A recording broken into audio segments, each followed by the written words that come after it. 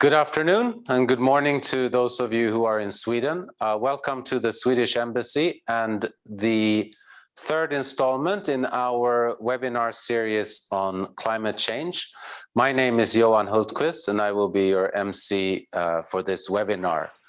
皆さんこんにちは。スウェーデン大使館主催第3回気候変動ウェビナーにようこそ。私は今日司会務めますフルトクリストヨハンです。There will be simultaneous translation provided in this webinar, so let me start by explaining how you can follow this webinar in your preferred language. At the bottom of your Zoom screen, click on the interpretation button and choose your preferred language. If you wish to only hear the interpreted language, you can also click mute original audio. 当時通訳がございますので、通訳機能を説明させていただきます。Zoom 画面の下の通訳アイコンをクリックし、希望する言葉を選んでください。通訳された言葉のみを聞く場合は、元オーディオをミュートをクリックしてください。So I will continue in English now. I hope that everybody is able to follow the webinar in their preferred language. There will be a Q&A session towards the end of the webinar, and I would like to encourage everyone to send in your questions during the presentations through the Zoom chat, and my colleagues will collect the questions and bring them to the panelists for the Q&A session. So with that said, let's start with the first agenda point, which is the welcome remarks by His Excellency Per-Erik Högberg, Swedish Ambassador to Japan, followed by Ms. Kaori Miyake, co-chair of Japan Climate Leaders Partnership, our partner organization in organizing this webinar. Ms. Miyake is also the Chief Sustainability Officer at E.ON. So without further ado, Ambassador, the floor is yours.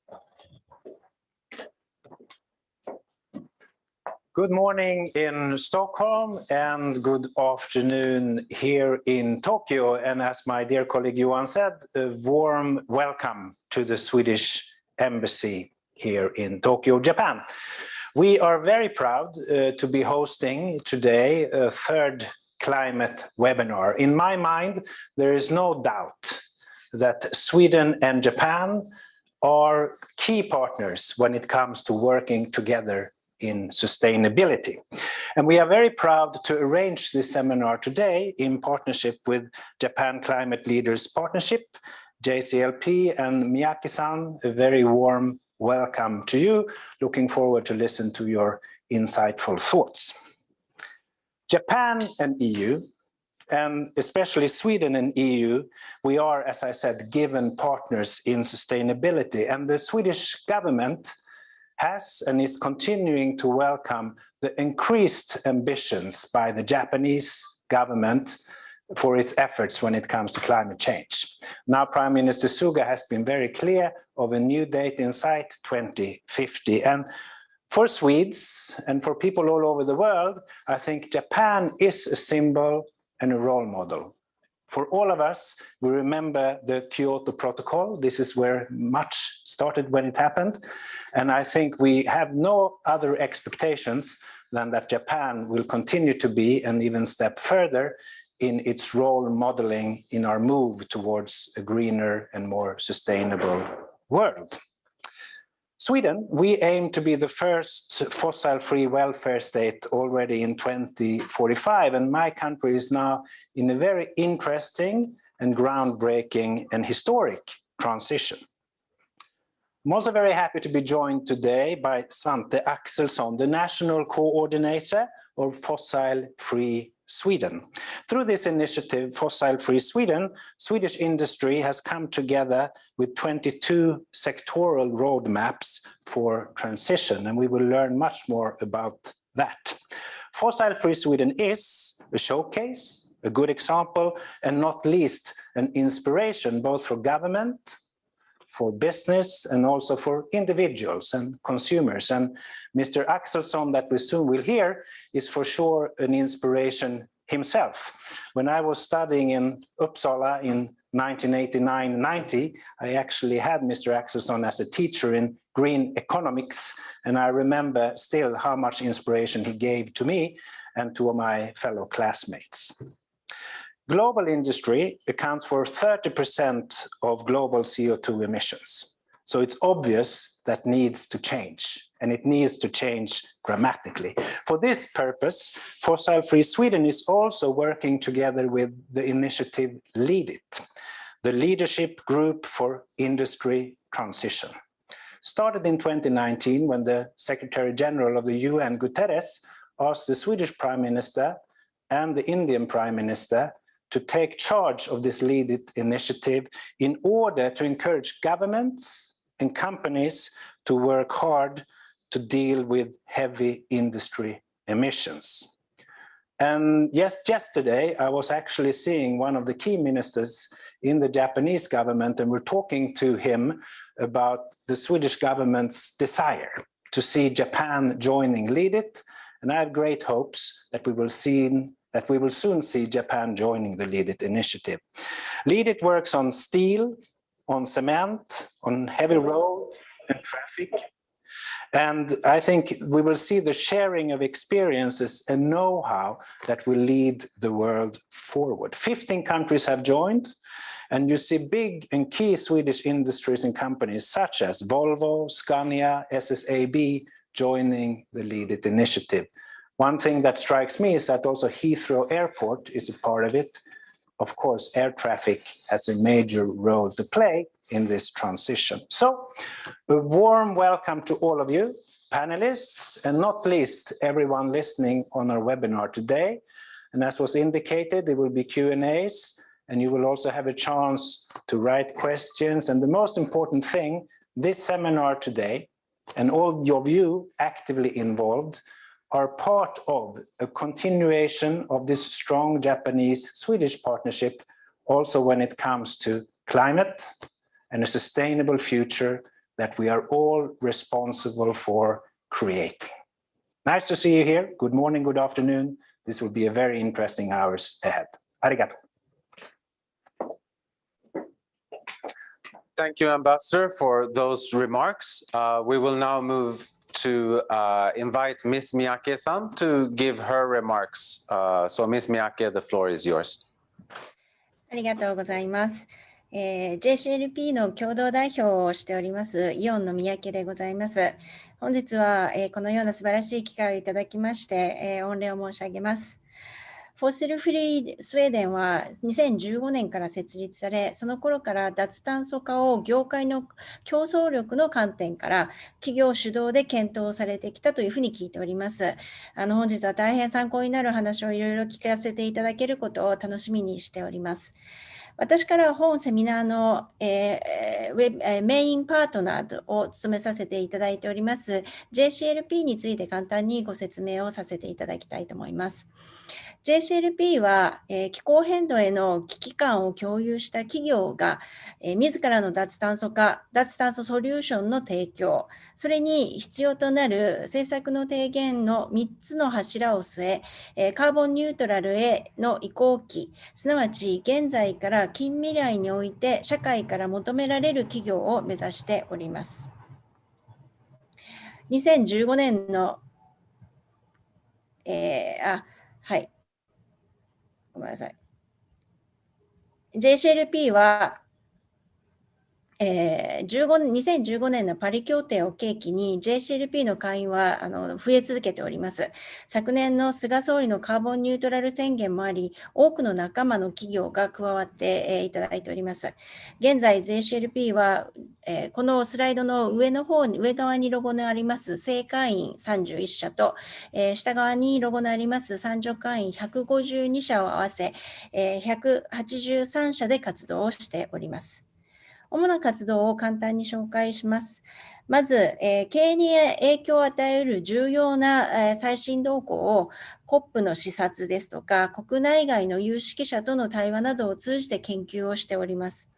2019年のニューヨークでは、スウェーデンの鉄鋼会社であります、SSAB 社の幹部の方と JCLP 企業にて個別の会合を行いました。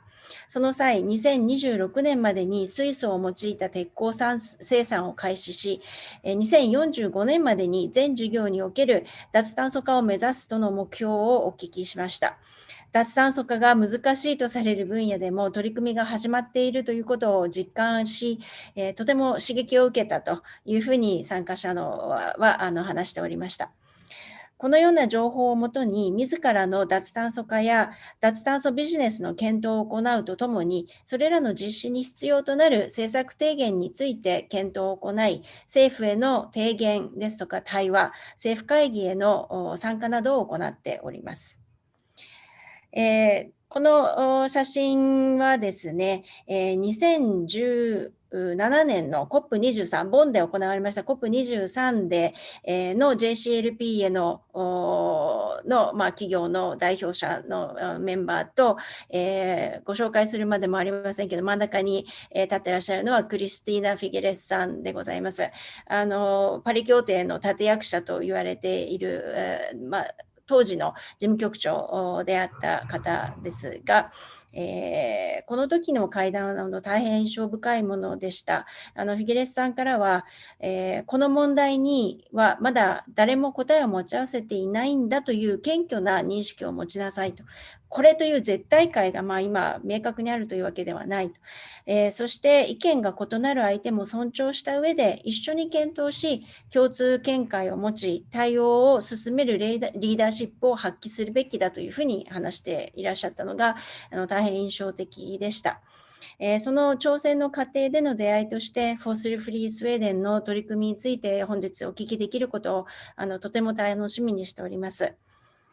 本日はFossil Free Swedenの概要と、22の分野から代表して2業界のロードマップを紹介いただきますが、今後個別の業界でのワークショップなどより深い議論や連携の機会など、が広がっていくことを期待しております。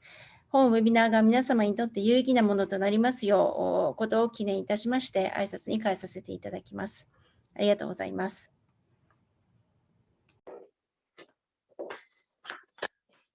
Thank you, Ms. Miyake. And with that, we will move on to the keynote presentations. First up will be Mr. Svante Axelsson, National Coordinator for Fossil Free Sweden. And he will be followed by two speakers who will speak more on specific sectors. Mattias Bergman, the CEO of Bil Sweden, the Swedish car industry, and Per Lars-Hans, Head of Sustainability at Ragn-Sells. So with that, it's a great pleasure for the embassy to welcome Mr. Axelsson for his keynote address. Mr. Axelsson, the floor is yours. Thank you for that. And I will just put up my pictures. A moment, please.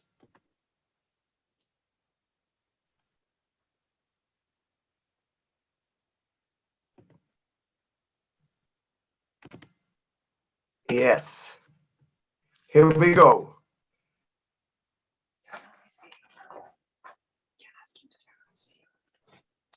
Svante, may we also ask you to turn on your video, please? Okay.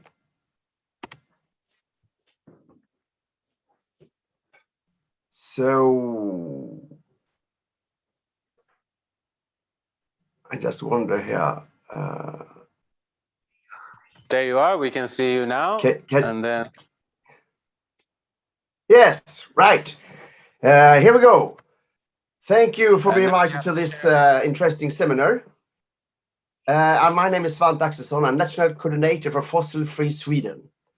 It's a governmental initiative to promote the transition of the Swedish economy to be fossil free. And we believe that this is good for the economy, for the job, and for welfare. Mr. Axelsson, if I may interrupt you, you need to share your screen as well again, please. Thank you, so that we can see your presentation. Sorry. I will do it again here.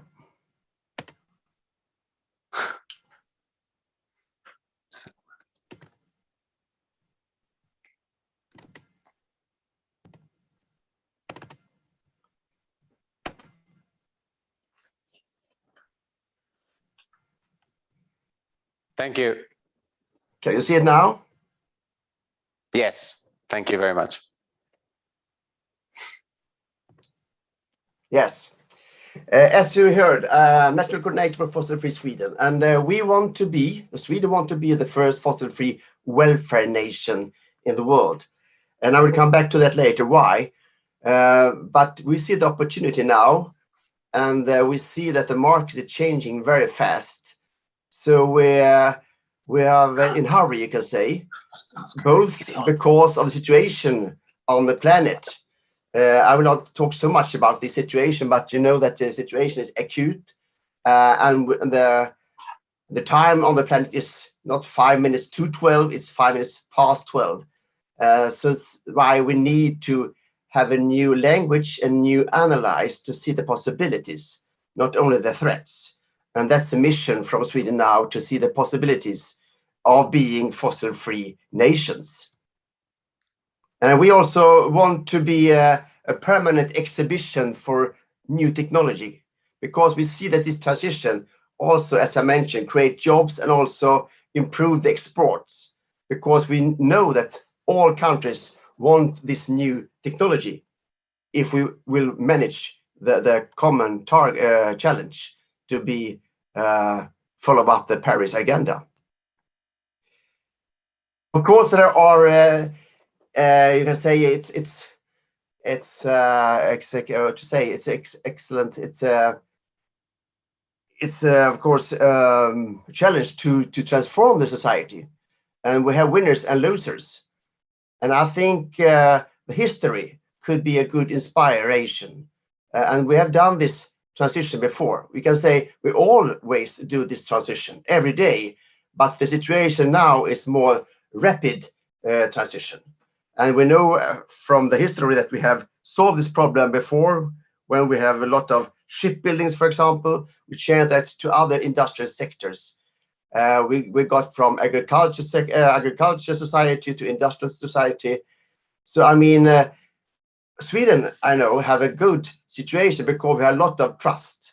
We know that this country, this regions or these cities, we don't leave them alone. We support them with new jobs, new investments. So I mean, the trust is very important when we have this transition, because we have to take care of the losers. Otherwise, we got populists and strong, fight against this transition. So the trust is very, very crucial when we come to this situation. Now we are changing the society so rapidly. We also know that we have done a lot so far. It not has been so painful. If we talk to people in the streets in Stockholm or Gothenburg and everywhere, if I ask them, do you think it has been painful to reduce emissions by 29%? No one would say that. And they will ask me, oh, is it already 29? I didn't see that. I haven't seen. What have you done? So, I mean, the imagination of how difficult it is very, very important to get the support from the public and from the people when you have proposals on more ambitious targets and more ambitious policies. So if they believe it's acceptable to change, they can also accept the policies. But if they are afraid about it, it's very, very difficult to be a leader and to take these necessary decisions. So we have a good story so far. And we know that we also have used some important tools. We have introduced the first CO2 tax in the world, 1991, and that get us good effects. We get more biofuels in the heat sector. So it's why we have decreased so much is mainly because of how we have changed the heat sector because of this carbon tax. But also we have used public procurement to increase improve the technology and also increase the introduction in the society. But also more efficient cars and also use of biofuels. And we come back to that later. So we have some results from the history, but we need to do much more. And as we will hear more about later on from Mattias Bergman, the third step, I would say, is the transport sector for Sweden. The first step, we already is fossil free. If we talk about electricity, we have more or less fossil free electricity already. And I mentioned the heat sector. The second step is also more or less fossil free. So now we go to the third step, the transport sector. And we have, I think, good possibilities to solve that problem by shifting to biofuels and also, of course, in very strong demand of electric cars and also build cities more efficient, public transportations and cycling and all that. So in the cities, we can make this cities more attractive by using other transportation system in that perspective. But we will hear more about that from Mattias later on. The main tool in this fossil-free strategy is to work with industry, and they want to be more competitive, and that's really had been exciting to be part of this movement now. My role and this Fossil Free Sweden is 7 persons, but it's a network also of 500 companies and local municipalities that sign up and support the vision that Sweden wants to be the first fossil-free welfare nation.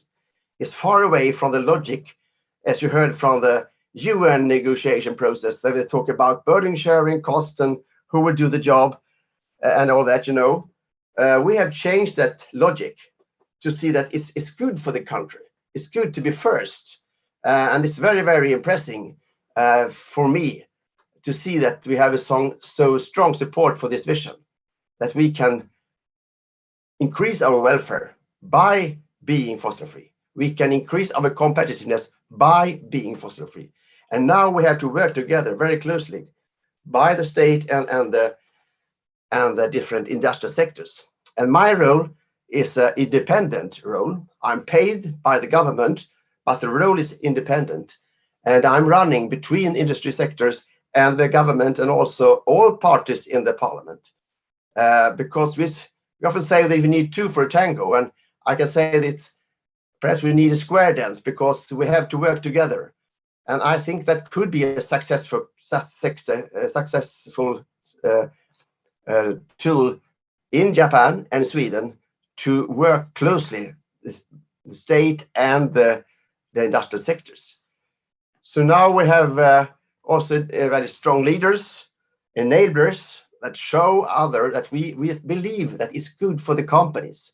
And I think these persons, leaders in different sectors and also in different companies, is very, very important storytellers.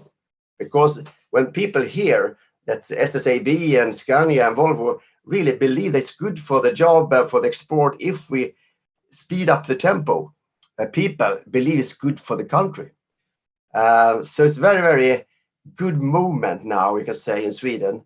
And we have this new language, this new logic, how we will increase the transition to be fossil free. So in this project, Fossil Free Sweden, we have invited different industrial sectors to produce their own roadmaps, a bottom-up process, not from the state, not from the universities. It's their own roadmaps. And that's very, very important. And we have just helped them, support them. We have produced articles together, so the whole society really understand what's happening. The storytelling is very, very important to give a good play field for the politicians to take stronger decisions. So here we can see, and we we cover 30% of the Swedish emissions by these roadmaps. And here we have, together with the transport sector and these roadmaps, we have the total story, the meta story for how Sweden could be fossil free or climate neutral 2045. And I believe it will be earlier than that, because now it's very, very strong movement if we talk about new technology and lower price on hydrogen and so on. So I think it's easier than I thought it would be for 3-4 years. And here we can see they have targets, and they have also doing step-by-step transformation. The construction sector will reduce emissions by 50% already 2030. The agriculture sector will be fossil free 2030. And the aviation, the domestic aviation will be fossil free 2030. So they are working now, and they invest in new technology. And we try to talk about this and write articles, and so people really get hope and inspiration from each other. So now we are doing this together, and it's good for the country, it's good for the companies.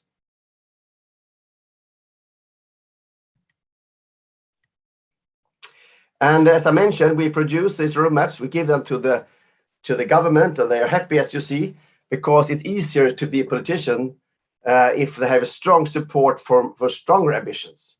The environmental movements, together with industry, want to speed up the tempo, and together we can solve the problem.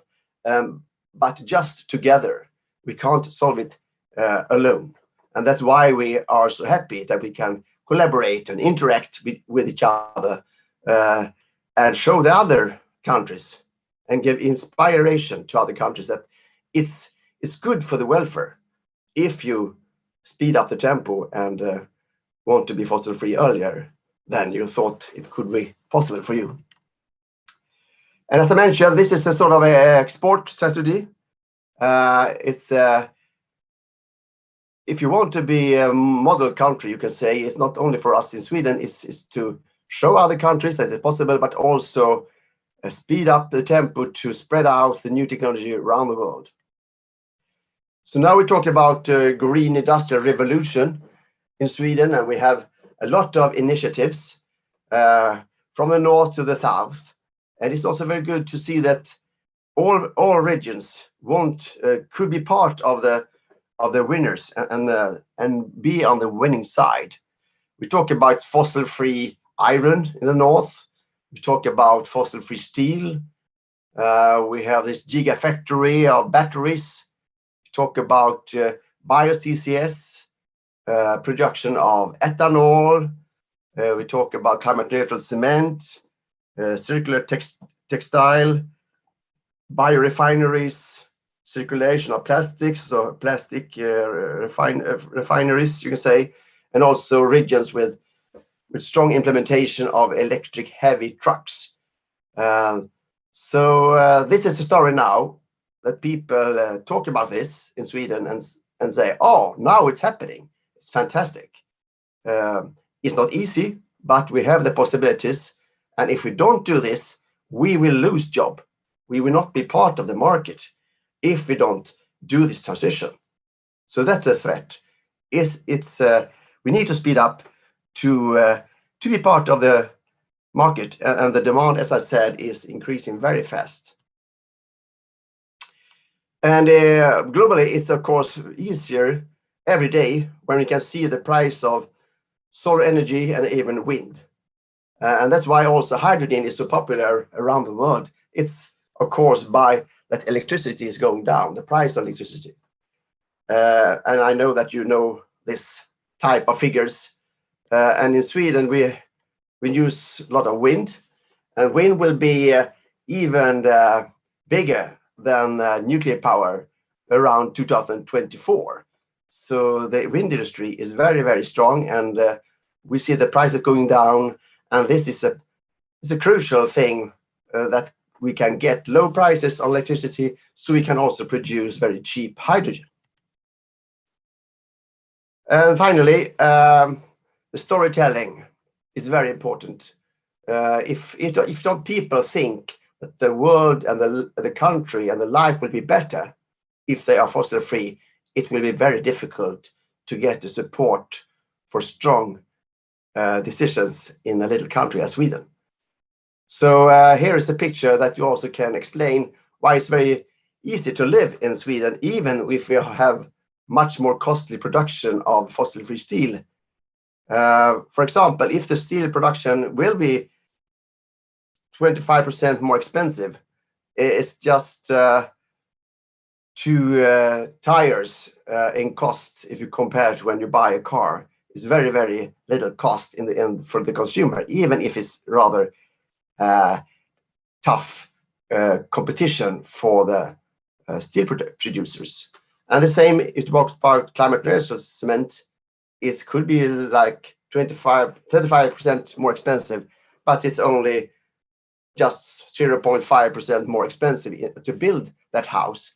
So that sort of storytelling is very important, so people believe that this society is not a painful life, it's a better life.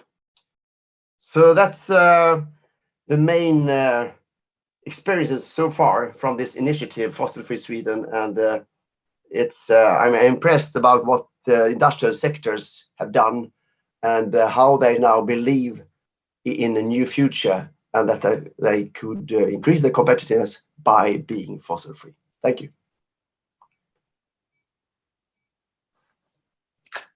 Thank you, Svante, for a very inspirational and interesting presentation.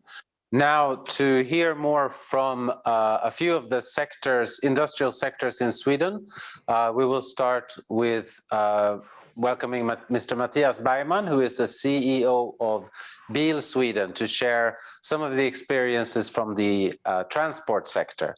Mattias, the floor is yours. Thank you. Thank you very much.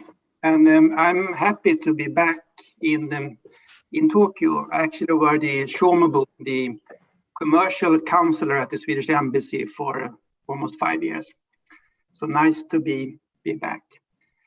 So we represent first the 4 Swedish manufacturers, the 2 Volvo companies, Scania and Nest, but also the 30 importers of cars, buses and trucks, including the 8 Japanese OEMs, the Honda, Toyota, Mazda, Mitsubishi, Suzuki, Nissan, Subaru, and Isuzu. So Japan is extremely important for the automotive industry.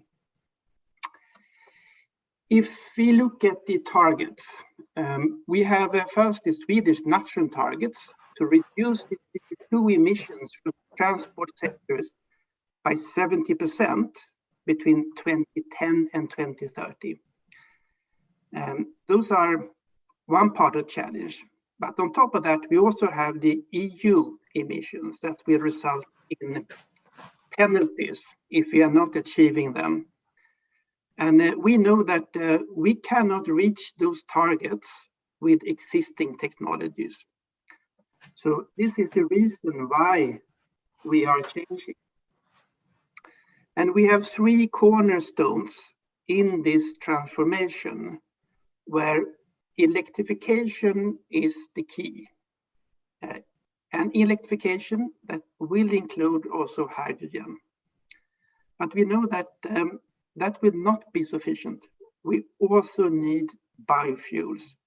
And we need to make sure that the transports that we are doing are efficient. So the roadmap, and I will give you a summary of the roadmap. I will present a little bit of the challenges and opportunities we had, and a little bit of the process we made to achieve this.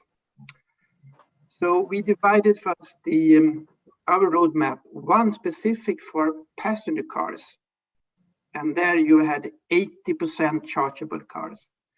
And then we made one for the commercial vehicles, and we focus on the truck side of it. We made high low scenarios how large shares of electric trucks we can achieve.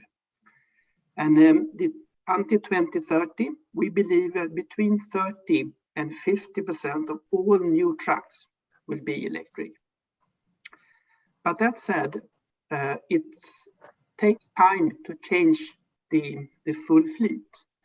And to 2030, about 17% of the fleet will be fully electric. So for these scenarios to happen, we have to have full investments in charging infrastructure and the government support for incentive. We will make the products, but without charging infrastructure and incentives in the beginning, this will not happen. So if we are doing this, we will we can reduce the emissions from heavy trucks by 30%. But as you know, we have a target of 70% for the transport sector. And we know that also the amount of traffic will increase. So if we add on electrification and more efficient transport and biofuel for both passenger cars and commercial vehicles, we believe we can reduce it by 70%. But it's extremely important to understand that even if we full focus on electrification, it will take time. And even if passenger cars, maybe around 2045, there will not be any passenger cars run on liquid fuels, we will need biofuels for at least 15 to 20 years. And biofuels normally say we can reduce the emission by up to 90%. And the main tool here in Sweden is what you call the reduction obligation, that all fuels need to have an increasingly amount of renewable fuels, but also HVO 100, and also all the other renewable fuels, including biogas and ethanol, will play a very important role. If I now look at the electrification, and the key is the charging infrastructure. As you know, for passenger cars, many could start to buy an electric car and you could charge it at home. That cannot happen for commercial vehicles. You cannot charge a truck where you are living. And we can see now that we will have to divide it by the local and regional charging infrastructure, and also for the long haul. And for the local and regional infrastructure, most of the charging will be made overnight in the depot. That is a non-public charging. And then about 50% of all the charging will be done when you're loading and unloading areas, logistic terminals. And this is what we call a semi-public charging. And only 5% of all the charging will be public charging. That means when there are longer distance and you need to stop at the truck stops, there is the public charging. Then the long haul, the long distance, we believe it will start to be electrified around 2025. And here there are three alternatives or three combinations. One is the fast charger, meaning similar as today for passenger cars. Those will be at least 350 kilowatts, going up to 500, and we are talking more up to 1,000 in the coming years. But there are also two other alternatives. One is the dynamic charging. This is what we call electric roads. And also here we have different alternatives on how to electrify the electric roads. And these are mainly for the most transport roads. and where there are repetitive flows. And the third option is the expansion of the hydrogen for the fuel cells. And here we need both investments in the distribution, but also in the production of sustainable biofuel. So there will be these three pillars. Electrification will require infrastructure, but here also the government will play an important role with public procurement. Those vehicles are a little bit more expensive, so it's important that government show that they're buying trucks, but also buying the logistics services and are willing to pay the extra cost for it. And initially, we need subsidy for buying and subsidy for also using those trucks. So we need to make sure we have the necessary budget for it. And then electric trucks will compete with trams, with the railway. So it's important they compete in the right free situation. So we have to remove the electric taxes in Italy. And then in the long term, we believe there will be a smart kilometer tax replacing the taxation for all the transport, where we are differentiating the tax based on what kinds of vehicles, where you are driving, and when you are driving. And then for biofuels, we have to make sure that we have a higher degree of predictability for at least 5 to 10 years. And today, that's a little bit unstable, mainly in the European Union, where Sweden are more ambitious on how we want to use the biofuels. We also, from the European Union, we need to be able to keep this tax exemption. For the transport efficiency, we need to be able to use longer and heavier vehicles, but we also need to make sure that we can have smart transport, where the 5G infrastructure and the legislation for automated vehicles will play an important role. So there are challenges and there are also opportunities. Opportunities, we feel strong political commitment, and we also feel more and more strong demand from our customers, both the ones who buy the trucks, but also the ones who are buying the transport from our customers.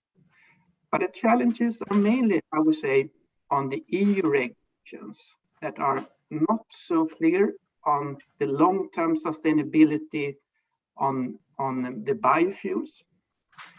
Also, we see they put high requirements on us as the manufacturer of vehicles, but we also want to see commitments on building the infrastructure. If there's no infrastructure, no one are buying the trucks.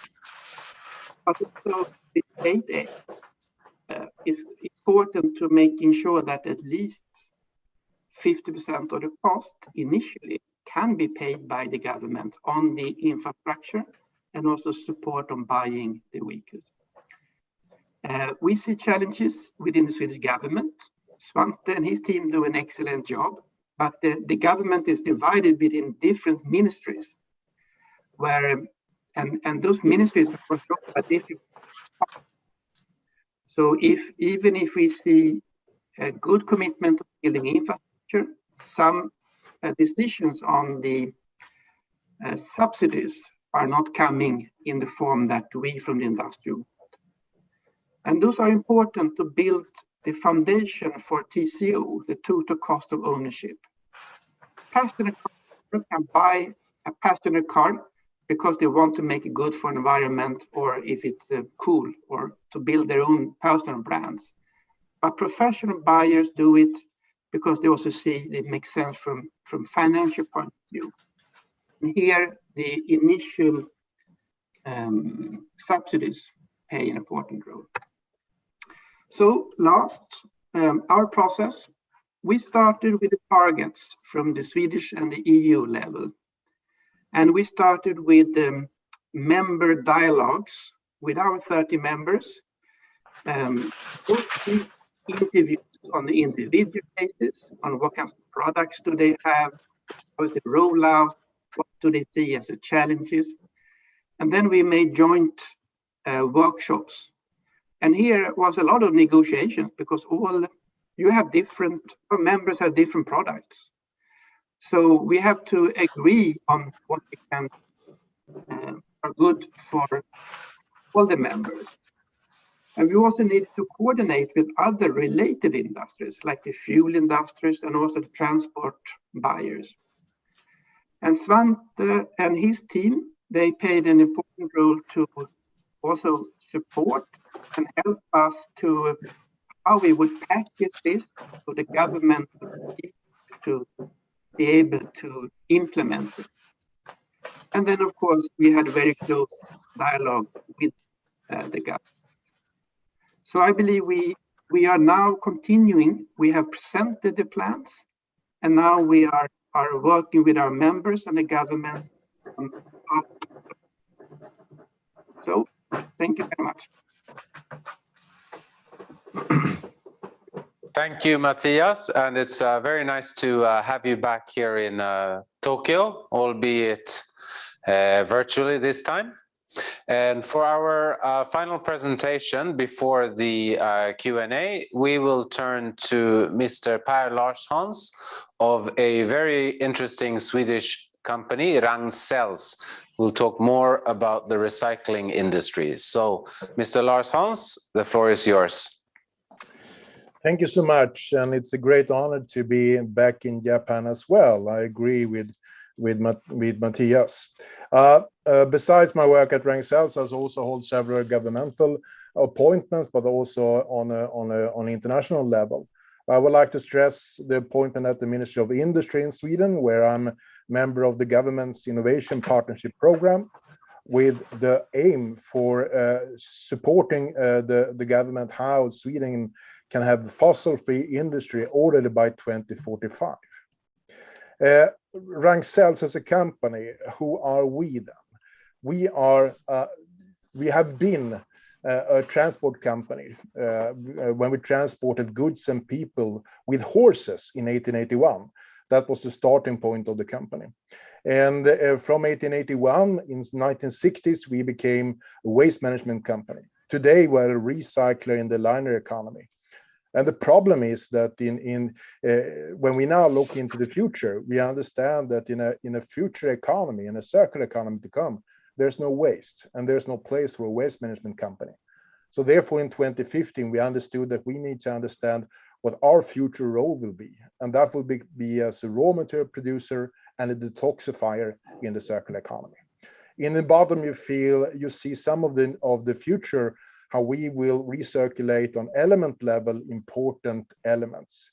And the example here is the new factory that will extract potassium out of fly ash. When we develop our solutions, what we do is that we are focusing on the big environmental challenges that the society has. So we have specially targeted biochemical flows in Dr. Rockström's 9 planetary boundaries, so the phosphorus and the nitrogen cycle. And of course, we have understood the importance of the climate effect when it comes to recirculation and creating circular loops, because it's just the discussion at the moment mainly are on the left side on the circle. It means that the focus on the dialogue are how we are powering our engines, how we are power our buildings and the energy systems. But that's just 50% of the total carbon emissions. The rest are everything that we have produced, everything that we are consuming, our houses, our buildings. And in order to have a possibility to reach the ambitions in the Paris Agreement, we need to create circularity. And that, of course, will also support the challenge with the biosphere, that we don't need to dig up as much and don't need to use virgin resources as much in the future. In 2015, I was very happy when the SDGs was presented. And why? Because here we have the roadmap. Here we understand where the society want to go. And I thought when they were presented that it's going to be just another millennium goals that was just for the developing countries. But immediately we understood that this will be for the whole globe. And for us, that started our way of developing solutions that would contribute to the SDGs. We had the honor in 2018 to become the example for innovation and leadership at the high-level political forum in New York. And this was for our phosphorus solution. And this also strengthened our ambitions to even contribute even more on the international level. I was amazed going there, of course, and also talk with the city of New York. And our phosphorus solution are a perfect fit for many of the mega cities around the world that do have a waste problem today. But if we can turn the waste problem into a resource possibility at the same time as we reduce carbon emissions, it will be a win-win-win. Win for the possibility to profit, win for the society. You don't need to care about the waste anymore because that problem is away. At the same time, as a very important part for our globe when it comes to environmental issues. Ragn-Sells, we have set an ambition to become a climate positive company in 2030. And what does it mean? Well, it means that we will introduce, of course, reduce our own carbon emissions, but then make sure that we can put solutions in place that will reduce the carbon emissions and at the same time detoxify. At the same time, it's not just say that we're going to do that. So where are our targets? What are we aiming for? We have set 10 sub-targets to the overarching goal. All those targets are part of our top management board. So we have sponsors on the group management board for each of those goals. So it's not the sustainability department that are running this. This is run by business. It's part of our how we are doing our business plans. It's part of how we are doing our budgeting and the financial follow-up. So it's the head of finance that do the follow-up on those. I would like to highlight 3 of the goals. Number 1, in order to create circularity, circular material flows, we need to secure that we have a collaborative culture. So the leadership will be very important, and the ability to collaborate both upstreams and downstreams. Secondly, of course, directly reduce our carbon emissions will be very important. And we have said that at least 50% reduction until 2030. And then thirdly, I will like to highlight the importance of circular solutions in partnerships. And here, of course, collaboration will be a key factor. How do we do when we work with collaboration? We use a theory that are owned by Beacon Consultants in Japan. And I had the honor to do 3 keynotes in 2015 at the Wind Tour arranged by Beacon, where we met with more than 600 Japanese companies. So the importance is to understand that we need to strengthen the leadership within the organization, at the same time as we then can tackle the big challenges in society that will, of course, develop my company, but also develop the society going forward. When it comes to collaboration, let me give 1 concrete example. We are still transporting goods, not people anymore. But here's an example of Beloved City. Beloved City is a concept where we collaborating with a transport company that has given up the end customer. So we are taking the last mile solution with fossil-free trucks, with electric trucks in the city centers of cities in Sweden and in Norway at the moment. And the unique thing here is the collaboration where the transport company relies that the garbage guy in this case should hand over the goods to the end customer, but then at the same time take back the what we see as a resource, what they see as a waste. But let me then talk more about the innovations that will really transform the society. And we have developed several solutions that fits these 3 principles that we always use before we invest in new innovations. First, make sure that we de facto can reduce the need of virgin resources somewhere else. Secondly, we need to make sure that the solution that we put in place will decontaminate the material flow. And thirdly, we should, of course, not put any hindrances to future generations. This is, of course, when it comes to the climate issue, but also other environmental issues. And if we can say yes on those 3 questions, then we will invest in innovation. Our innovation company that had developed solutions for different kind of nutrients recycling is a perfect example of those innovations. I talked about the phosphorus innovation. I will come back to that again. I will also come back to the potassium innovation, where we out of fly ashes can extract in this case though potassium. And then thirdly, what I won't mention anymore is our nitrogen solution. Out of wastewater, we have been able to develop a solution that we will directly produce nitrogen fertilizer. This will be presented to the market, able to be used in third quarter of 2022. And the good thing with this, it's a huge positive carbon effect. So it will reduce the carbon emissions. At the same time, it will reduce the cost for the wastewater treatment plants. But let us talk first about our solution where we will extract potassium out of fly ashes.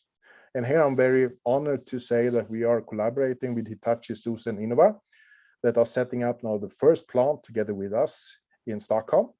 At the same time, the international interest are growing already before even the first plant has been up and being producing any resources.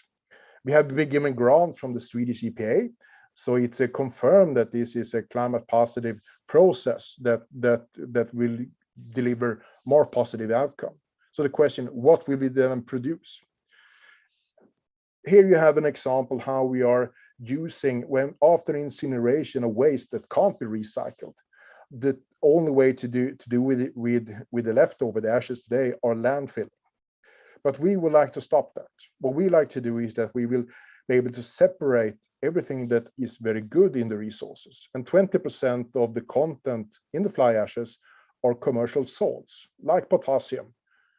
But the very good thing is that the leftover, the ashes that are left after taking away the salts has the same chemical substance as Portland cement. So it will be able to replace cement or replace limestone in the cement production. Thirdly, I'd like to mention the importance of changing processes.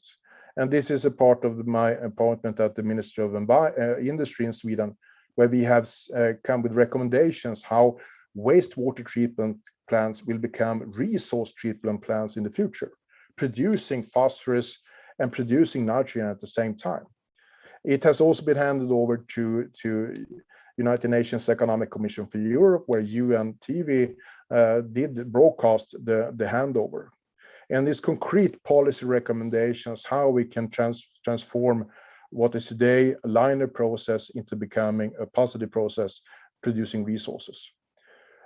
Very quickly, our phosphorus solution will, after incineration of sludge, be able to also to extract not just the phosphorus, but everything that is of value there. And the only thing that we need to phase out are the heavy metals and the chemicals, and here Japan is already a forerunner here. So we really appreciate how you're operating today. But what we can produce here is something that is of the highest quality you can find on the market. We do this in partnership also with the company Alfa Laval, where we develop solutions together with them for the rollout, both of the phosphorus solution as well as the nitrogen solution. If I can give you a recommendation what to do going forward, but this is to collaborate together, to work together in the society with other partner companies to achieve that. And one example is to make sure that you empower your own organization and make sure that you reduce your own carbon emissions. We are a part of the 1.5 business playbook, where we have committed to reduce our own carbon emissions.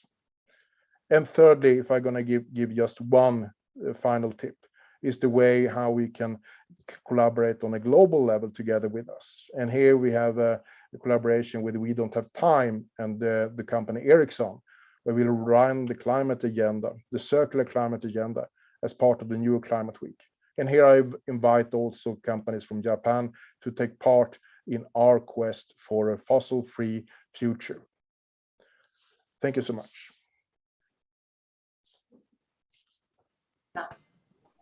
Thank you, Mr. Lars Hans, for a fascinating presentation. So that brings us to the end of our presentations, and we will now move into the Q&A section. Thank you all to all the participants who have sent many interesting questions. Fortunately, more questions than we could possibly hope to answer during the time that we have. But I will hand over to my colleague, Ms. Kazumi Appleyard, who will manage the Q&A session. So, Kazumi, please.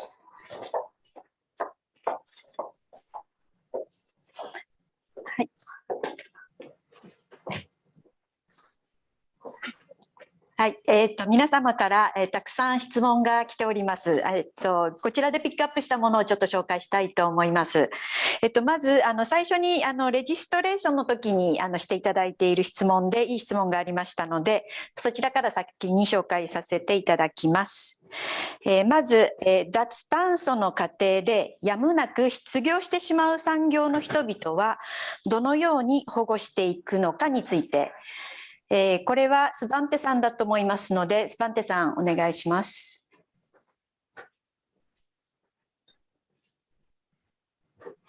Yes, but I will put the question in opposite way. I mean, the problem is that we can lose job if we don't change. That's the threat.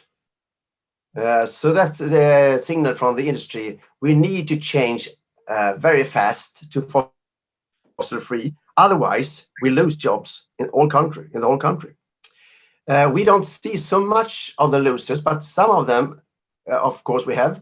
But there we have a program, you can say, that we support them to transform the industry ID and how they can change the production, and also how you can get new competence to the people and the workers.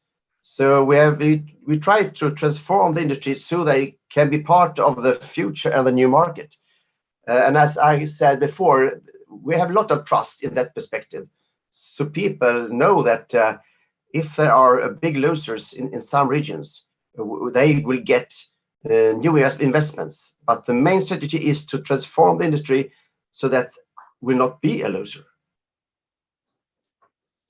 はい、ありがとうございます。次の質問、英語なんですけれども、How much of the current plan for carbon neutrality is dependent on not yet known technology, or is it possible to reach targets with existing technologies? 未知のテクノロジーでどれだけ頼らなければならないんでしょうか、それとも既存のテクノロジーでターゲット、目標にたどり着くことができるのでしょうかという質問ですけれども、これもスバンテさんだと思いますので、スバンテさん。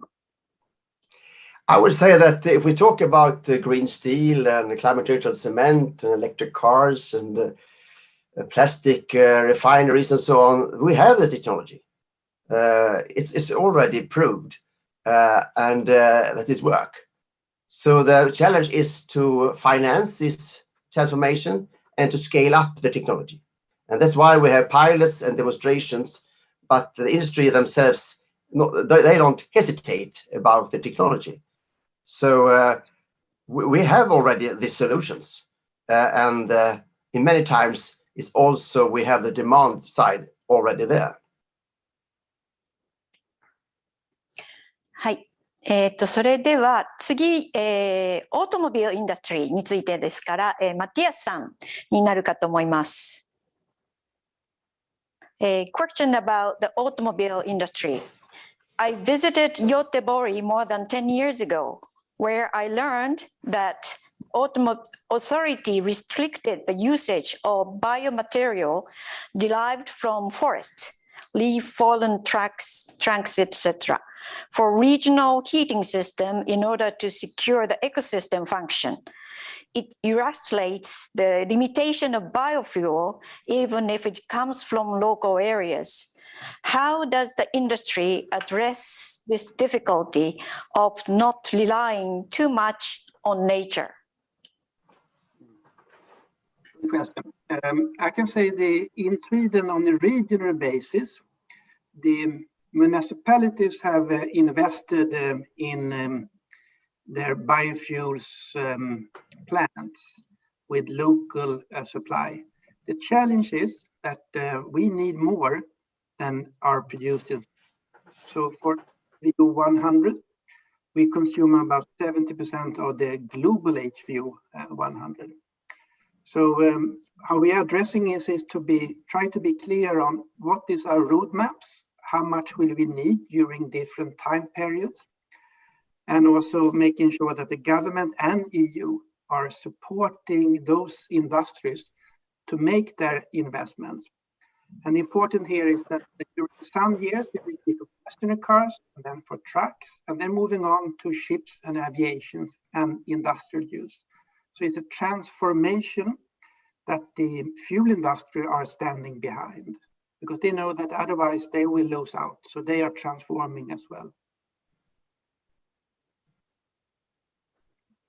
はい、ありがとうございます。それではですね、これも、スバンテさんになるかと思うんですけれども、カーボンタックスについてです。Could you tell me why you support or supported the idea of carbon taxation? Do you or did you have any concern about negative impact of carbon tax to your production cost and or your international competitiveness? Yes, I think most of the people in the world is looking for the global tax, and then we have a good play field and a just competition. But in the real life, we need to take step by step. And Sweden started, as I mentioned, 1991 with the carbon tax, and I don't think it has been get a negative effect on the Swedish economy, because the main focus was on the transport system and the heat sector. And as I mentioned, the biggest transformation we got in the heat sector. The industrial sector is not so easy to have a carbon tax on, and that's why we got another solution in EU, that we have this emission trade system, and the price is really going up there now. We have, I think, I can't explain it in dollar, but it's increasing very, very high, 10 times higher than for 4 years ago. So now we have a strong incentives to phase out the coal production in EU. So the answer is, it could be very costly if we should have high taxes on the industry sector, but we choose another strategy. We have high taxes on traffic and heat, and have another solution for the industrial sector. はい、ありがとうございます。次は、ペーラ・シャンさんにお願いしたいと思います。ペールさんの発表について、コラボレーションが重要とおっしゃっていましたが、資源循環を進めていくためには、静脈産業側が動脈産業が導入する資源やデザインなどに至るまで循環可能なものにするようにコントロールする必要があると考えます。具体的に動脈産業に対してどのようなアプローチ、コラボレーションをされていますか？ Very, very intelligent question. The most important what we must need to understand is that will not be enough just to change from fossil power processes to non-fossil fired processes. We need to make sure that we can change the processes as well. So the challenge is how we can then work upstreams and downstreams in a circle to create those flows. So here we need to put everybody around the table, that from the consumer all the way to the one that excavates from the mines. Do we need mines in the future? Yes, we'll definitely need to mine the next, I would say, 50 to 70 years, because we need to build new cities. So the most important is, how can we close the loops? How can we collaborate over the value chain to secure that we waste as little resources as possible? And here circular models will be the key component. I've just not demonstrated how food will be produced in the world, to be honest, in the future, where nutrients are sourced in a new way. But you can do that in every material stream. And then you understand that everybody needs to be around the table and discuss and how the processes, if they're going to be sustainable, are to be set up. はい、ありがとうございます。では、三宅さんに、お願いしたいんですけれども、スウェーデンと日本が提携していると冒頭でお話しされましたが、その中で見えてくる日本の強みあるいは弱み、得意なところ不得意なところを伺いたいです。ありがとうございます。全日本を代表して話せるかコメントできるかちょっとあれなんですけれども、今日お話を聞いていて私が一つ感じたのは非常に共通点があるなということは感じました。特にですねセバンスさんのお話の中で、気候変動対策から、輸出対策という考え方にもうシフトしているんだっていう話があってあと企業はもうこれをやっていかないと生き残れないんだっていうようなコメントもあったと思うんですけれども、そういったところの考え方はやっぱり日本も同じですし、日本はやっぱり輸出をここからどうやってそしてそれが経済成長にどうつなげていくのかっていうところを考えていくという意味ですごく、学ぶことが多いかなというふうに思っております。コラボレーションに関しましては、今いただいたパート見せていただいた22の分野に分かれてロードマップを作成されているということで、ここに関しても今後一個一個のインダストリーごとの個別の対応なんかも検討させていただいて、そういったところで何かもっとコラボが具体的にねそれぞれの分野で、具体的にコラボできるようなことがあるのかっていうことを検討していく場みたいなものにもつなげていきたいというふうに考えています。ありがとうございます。それでは次の質問ですけれども、これもペー・ラシハンさん、リサイクルについてです。リサイクルする上で日本でもパソコンなどからレアメタルを取り出すことは例えば家電の中でも採算が合わないからリサイクルできず埋め立て処分となるリソースがたくさんあります。あらゆるものを巡回させる上でコストがかかるものについてどのようにそのハードルを乗り越えていますか。そのサーキュラーエコノミーについてそのコストについてということですね。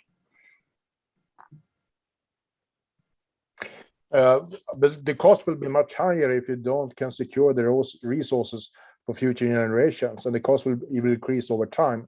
The example that you highlighted, we see the importance of, if it's not cost effective today, need to secure that you can enable a material bank thinking, meaning that when you have enough of the resources, then you can put an industrial recycling process as a part of that. And the example, the collaboration we do with Hitachi Zosen Innova is that we will out of 50% of all ashes that are produced in Sweden, we will recirculate the potassium, and then it becomes a possibility to do it in large scale.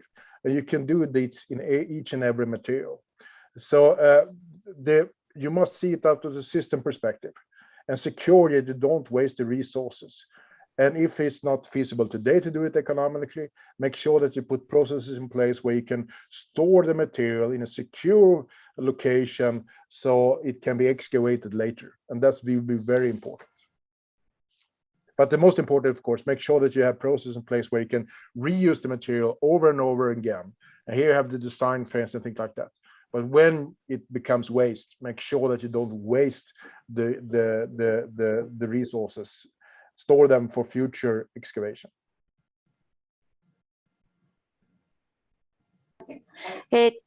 それでは、最後の質問なんですけれども、2つ似たような質問があるので、一緒にしたいと思います。スバンテさんになると思います。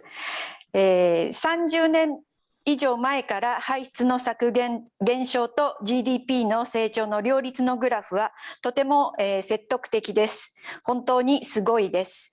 なぜスウェーデンはこの取り組みにどこよりも早く取り組んでいるのでしょうか。子どもたちへの教育にも秘訣がありますでしょうか。とても関心があります。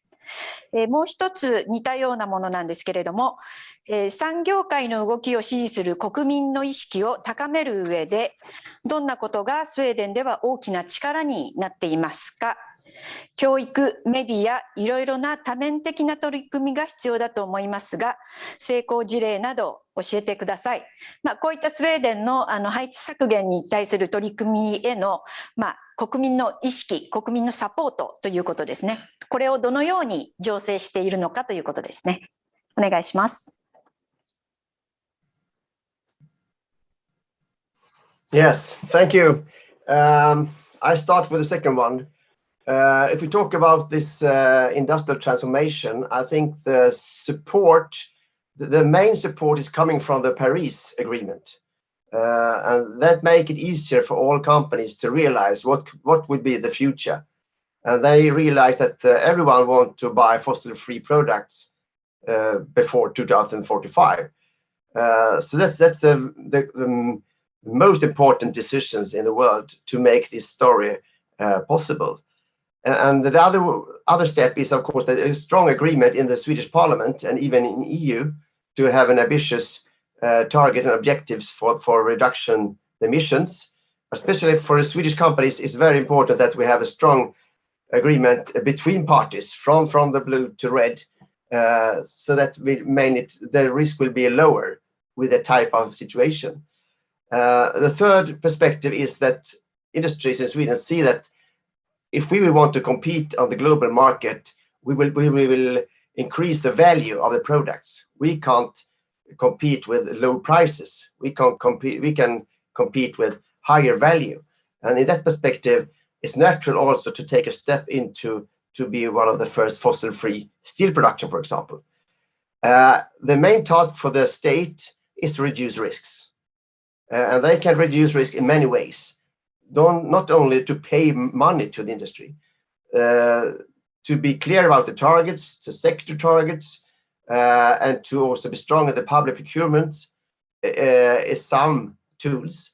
But I think now the most important thing is to deliver infrastructure and to take decisions much faster than earlier. Many companies, when I talk with them, they don't want so much money. They want electricity at the right time, at the right place. So that's the main challenge, to deliver electricity. We have the amount of electricity, but not at the right price and the right place. So that's a challenge. This first question, I think we have a strong, public movement to be a sustainable country, and we know we live close to the nature. We know what we have to do, and I think we have a strong history that has shown us that it's good to be in the forefront, to accept new technology, and we have a lot of forest, and we have got the resources. So in that way, I think this last step is not so unique. We've done it before, and we know that we can collaborate with each other. And as a small country, we need to collaborate. So in some way, you can say this transformation is just more of the same, but a little bit higher tempo. Thank you, Svante, and thank you, Kazumi-san, for managing the Q&A session, and to all the panelists for answering the questions. As always, I think in these kind of webinars, we wish we had more time for Q&A. But we will now move to our final agenda point, which is a dialogue and some reflections from both the Japanese and Swedish side, from Ms. Miyake and Mr. Axelsson. So Miyake-san, perhaps you will kick off the dialogue.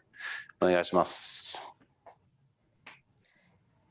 ありがとうございます。今日本当に大変興味深いお話をいろいろ聞かせていただいたと思います。特に私印象深かったのがいくつかあるんですけれども、失われていく産業、ルーザーという言い方をされてますけど、なくなっていく産業もやはりこの過程ではどうしても出てくるけれども、それは信頼なんだと、トラストがとても大切で、捨てられるわけではない、みんなを救っていくんだっていう考え方が、信頼関係があるからっていうのはものすごく印象に残りましたし、日本もここはもうちょっと、議論をすべきかなというふうにも思いました。で、先ほども触れましたけれども、国全体としてやっぱり発展していく、経済的にも発展していくためにこれをやっているんだっていうことをやっぱりもう一回丁寧にみんなで議論をするべきかなというふうに感じております。私自身もですね、今 JCLP を代表して、産業側の立場ではありますが、政府機関といろいろな協議の場にも出させていただいていますが、本当に今日も何回も皆さんお話しされてましたけども、政府とそれから産業側のコラボレーション一緒に、やらないとこれは解決できないんだということも何度もおっしゃっていたのがとても印象的で、それに向けてやはりそういう協議の場、審議会とかありますが、そういうところに産業側の意見もどんどんやっぱり言っていって、そしてより良い政策につなげていくというためにできることっていうのはまだあるかなというふうには大きく感じました。最後にですね、先ほど申し上げましたが、本当にいくつかそれぞれの多分個別の産業ごとに、分野ごとに日本としても特に今日輸送の話もありましたけれども、参考になる話があると思いますし、関係されている日本側の、企業の方ももっと聞きたいということもあると思いますので、引き続き個別のセッション等につなげていくことができたらいいなというふうに思っておりますので、ぜひ大使館の大使も今日聞いてらっしゃると思いますので、ぜひ今後お話をさせていただけたらというふうに思っております。本日はどうもありがとうございました。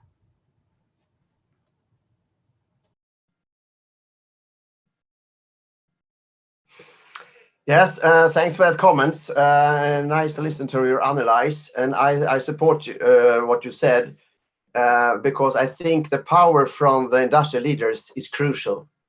That's a change our thoughts, and we got a new mindset. And it's interesting to see, as I also has mentioned before, that the threat is now to speed up the tempo. If we don't do it very fast, we could be a loser. The whole country can lose jobs and welfare and export potential. The demand is increasing so rapidly, and the situation on the planet is so acute. So we need to collaborate closely between the state and, as I said, square dance. We need also public procurements, local municipalities, the consumer, all together need to work together, because in that way we can reduce risks. For it's rather risky for a little country like Sweden, very exported oriented. How can we change our industrial system without tariffs and barriers? But I believe it's possible because of the value chain. We see the strong demand from to buy fossil free steel already from Scania, from Volkswagen, and so on. So I think it's important if we could go together. We need a strong collaboration, as I said, and the politicians need to have support from the industrial sector. Otherwise, people are more afraid about changing the society than afraid of climate change. So if we reduce the risk that people in the street believe or imagine, we need very strong language from the industrial leaders. And it could be interesting to have a meeting that different sectors from Japan and Sweden can come together, can share their analysis of the world market and how they could collaborate between the industries, but also take experiences from each other to get strong support and perhaps find new tools that make this transition more acceptable and not so risky as it is. But I really agree what you said. The industrial sectors, industrial leaders have the answer and see the possibilities. And that's a new thing, far away from the old tradition talk about burden sharing and cost and all that. That was perhaps true for 10 years ago. It's not true anymore.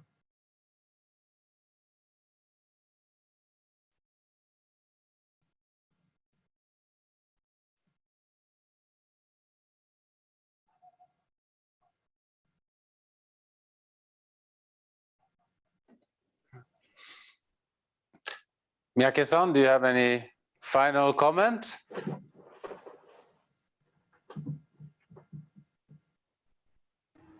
大丈夫です。競争力だし、今何回か時間の話をされてましたね。